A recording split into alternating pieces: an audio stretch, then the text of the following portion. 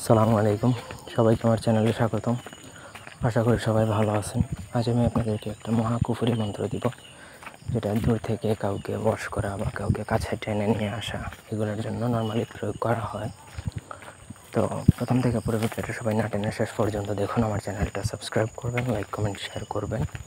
ব্যক্তিগত যে কোনো প্রয়োজন, যে কোনো কাজ, পাঞ্জা দুটো না মারানো, চাটন, স্তম্ভন, আকর্ষণ, বিদ্বেষণ, বশীকরণ, তারপর বিয়ে বন্ধ করা, কাটানো, বিচ্ছেদ ইত্যাদি যে কোনো কাজের জন্য যোগাযোগ করতে পারবেন স্ক্রিনে দেওয়া নাম্বারে, সরাসরি ফোনে বা হোয়াটসঅ্যাপে। স্ক্রিনে দেখুন যে মন্ত্রটা, এটা গুরু মন্ত্র এবং এটা একটা কুফরি মন্ত্র। এটা পড়তেছি না আপাতত, এটা পড়লেই কুফরি হবে, সুতরাং ওখানে এটা পড়া দরকার নেই। এটা আপনি জাস্ট প্রথমত বীজ মন্ত্র গুরুর অনুমতি সাপেক্ষে গুরু চাণ্ডালি প্রদান করে মুখস্থ করে নিলে এটা সিদ্ধ হয়ে যাবে। সিদ্ধহস্ত হয়ে গেলে আপনি যখন তখন এটা প্রয়োগ করতে পারবেন।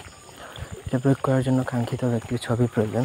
তার ছবি আপনাকে তান্ত্রিক আচারে, তন্ত্রমন্ত্রের নিয়ম মেনে গুরু চাণ্ডালি প্রদান করে শ্মশানে 1 কপি ছবি নিয়ে যেতে হবে। শনি বা মঙ্গলবার দিনে উলঙ্গ অবস্থায় ছবিটা নিয়ে বসবেন। তারপর সেই ছবির উপর নিজের অনামিকা আঙুল থেকে 7 ফোঁটা রক্ত বের করে সেই ছবিতে দিবেন। তারপর এই রক্তটা মূলত ভোগ। আর তারপরে মন্ত্র 21 বার পরে 21টা ফু দিবেন। ফু দেওয়ার পরে সেই ছবিটা আপনাকে সেই শ্মশানেই দাফন করে চলে আসতে হবে।